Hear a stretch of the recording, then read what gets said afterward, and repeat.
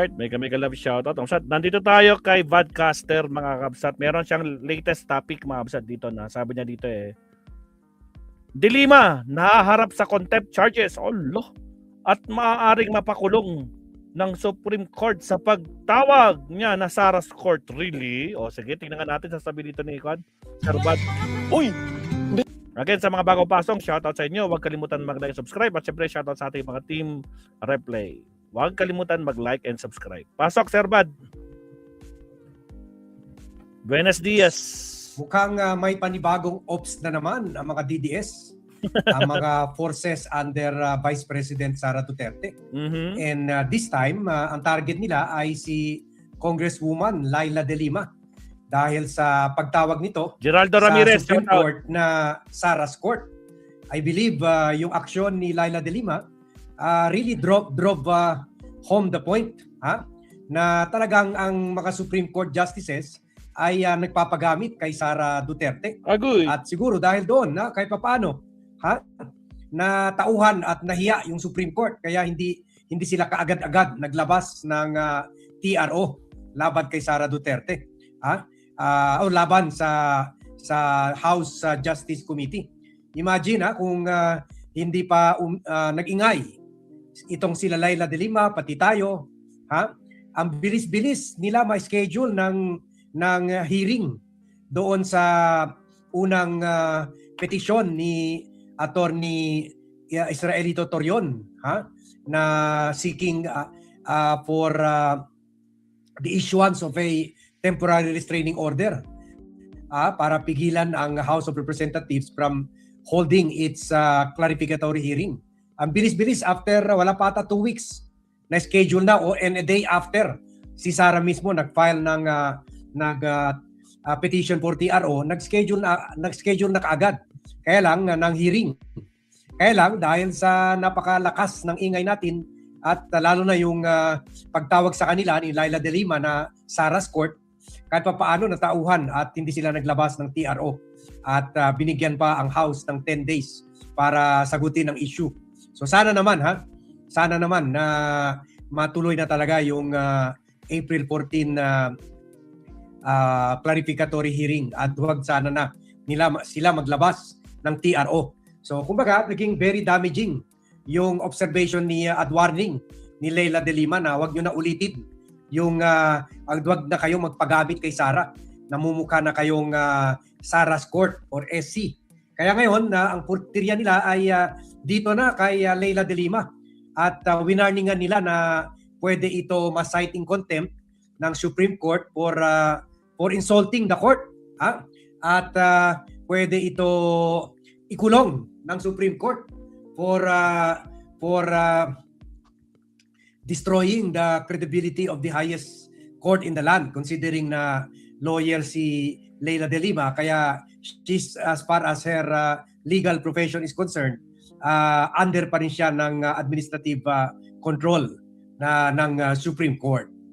At ang nag-issue ng warning nito ay yung former Presidential Commission against Graft, Presidential Commission, Presidential Anti-Crime Commission, PACC, na si Attorney Manuelito Luna, na kababayan ko pa naman ito, galing sa Buanga ito. At sabi niya, pwede daw, contemptible daw yung sinabi ni Laila De Lima na Sarah's Court. Contemptible or contumacious. At pwede siya ma-cite in contempt dahil dito. So baka gagawa sila ng aksyon dito para kung makontempt si Laila De Lima, hindi na siya makakapag-participate sa Justice Committee hearing. Siya pa naman isa sa mga endorser. Kaya makikita mo siya talaga ang parang timon sa mga complainants. O kasi siya nag-endorse yung dalawang impeachment complaint. So ngayon, mukhang gumagalaw yung mga DDS lawyers tulad nitong si Attorney Manuelito Luna na para to remove Laila De Lima. Nakita naman natin napaka-effective ni Laila De Lima. Napakagaling sa in presenting and defending the position of the complainants or yung nag-file ng impeachment complaint. sa hearing, mas lalo na sa clarificatory hearing kung saan na makikita na, ipepresenta na yung mga ebidensya. That's why this early gusto nila na alisin sa eksena si Leila de Lima kung makontempt at makulong ito. So panoorin natin, pakinggan natin kasi ito baka magalit sila kung gagamitin natin yung video. Ito SMNI.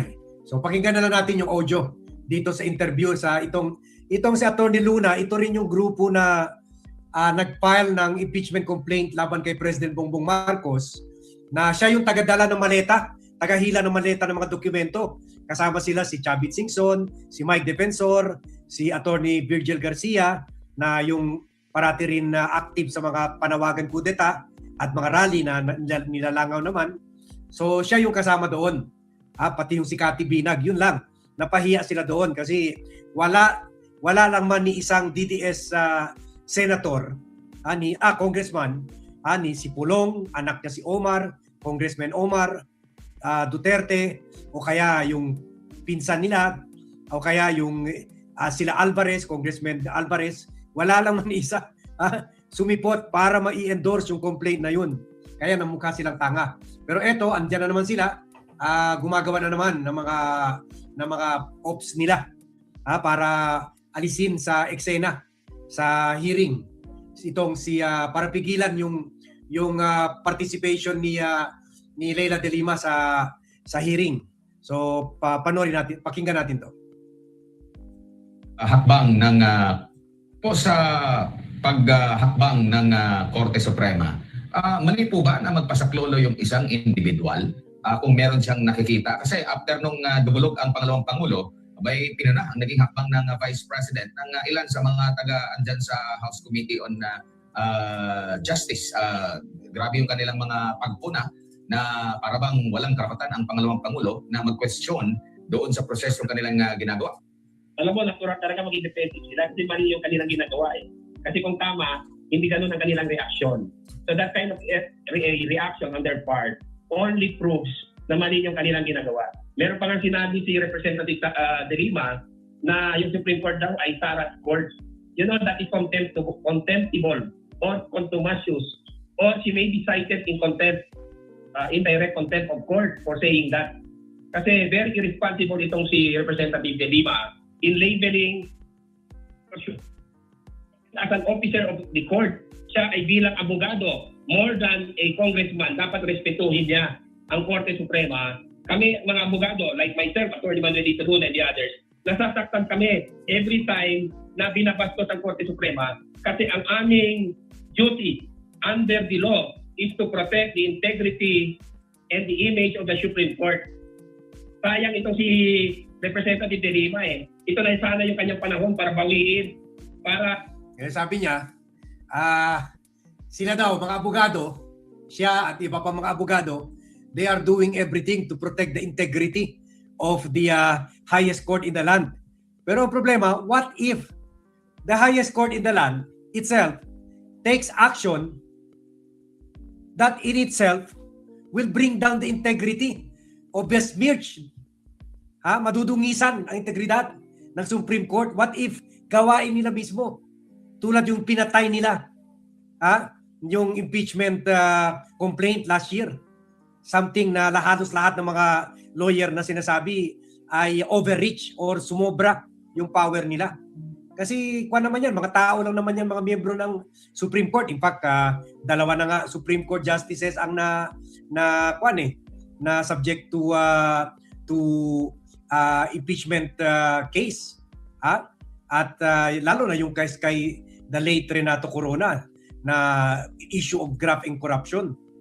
So is that the Supreme Court acting honorably or dishonorably?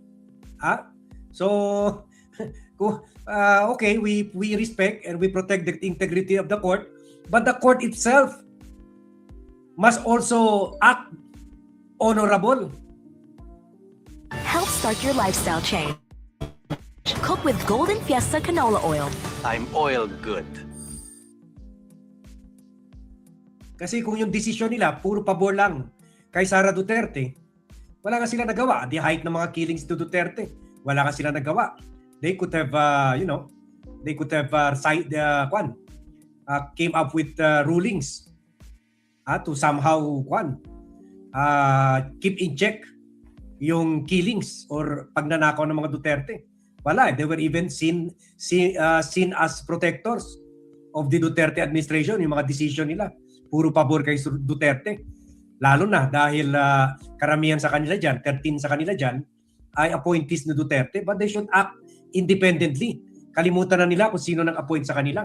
Dapat ganun eh. At ito pa sinasabi niya, itong si Atty. Luna, na dapat daw itong si Laila, dapat after daw na kulong siya sa illegal drugs issue, dapat daw ayusin na yung imahe niya. As if may kasalanan si Leila de Lima. So pakinggan natin to. Si Representative de Lima ito na sana yung kanyang panahon para bawiin, para baguhin yung kanyang imahe na natira dahil din sa kanyang mga ginagawa before. Pero ngayon, nadagdagan yung kanyang kasalanan sa court by labeling the Supreme Court as the Supreme Court, the highest court of the land. It is the last bastion, the final arbiter. Natural, kung merong paglabag sa karapatan ng isang individual kaya ni Vice President Sara Duterte at merong grave abuse of discretion, iakyat talaga yan to seek refuge and protection from the court. Hindi po yan unnatural, hindi yan illogical, hindi yan pagtakas doon sa accountability. So, tinitwist kayo ng House Committee on Justice, some members thereof, itong paggalaw, itong ginawa ni Vice President Sara Duterte. And we, the public, are well aware of the action of the Vice President, which is in accordance with law, in accordance with her rights, under the Bill of Rights, and in accordance with the Constitution. Ang mali dito, Committee on Justice. Opo, po sa paghakbang ng natugisan na daw yung pangalan ni Leila de Lima dahil sa nasangkot siya sa illegal drugs. Apat na korte ata ang nag-rule.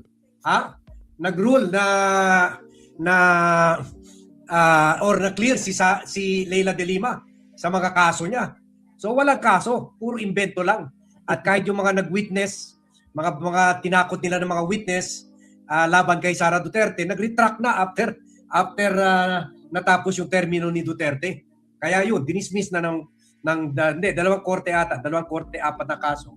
Dinismiss na ng mga korte yung mga kaso niya. So in the first place, kayo ang sumira kay Leila de Lima. Sa mata namin, idol namin yan. Pwede pa kaya maging presidential candidate kung magkasundo yung third force na siya ipatagbo kung nagka-deadlock ayaw bumigay si BP Leni at si Risa Ontiveros. Para common candidate na lang, si Leila de Lima na lang. Common candidate. So, pwede yan. Lalo na ngayon, makikita natin sa impeachment clarificatory hearing, mas lalo na makikita natin yung galing ni Leila de Lima. Kaya yun, gumagalaw na naman. Ang mga DDS, kaya tama ito si Just Toby. Sabi niya, plan E na po. Yun, plan E na. Ang dami ng plan, ang dami ng leche plan. A, B, C, D. Plan C, plan E na ito. Patanggalin pigilan yung pag-participate ni Leila de Lima as endorser dyan sa clarificatory hearing. At ipakulong siya, ipasight in contempt at ipakulong siya. Sa Supreme Court kasi ng Pilipinas, ang penalty para sa citation of contempt ay 30,000. Okay naman yung 30,000. Walang problema yun. Kahit tayo, pwede tayo mag-contribute dyan. Magpatak-patak tayo. Yun lang, ang masakit, yung imprisonment of 6 months. Imprisonment of 6 months for indirect contempt. Pero kung direct contempt, pwede siya i-fine ng 2,000 or imprisonment of 10 days or both. Yun.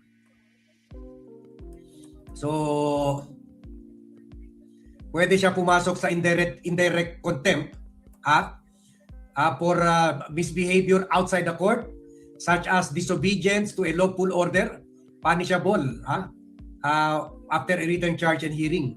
Yun, 30,000 or imprisonment not exceeding 6 months.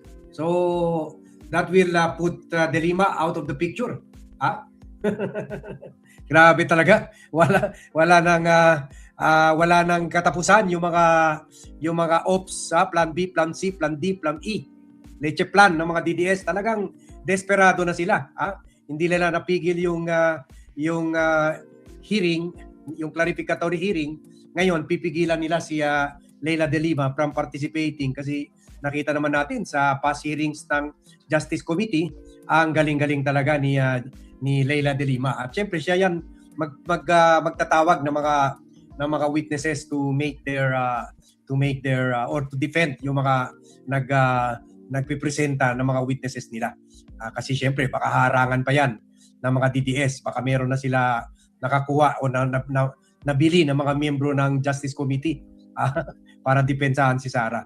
So yan ang nila recent move dito kay Leila De Lima na ipapakontempt at ipakulong nila para hindi na ito pwede sumali sa impeachment clarificatory hearing.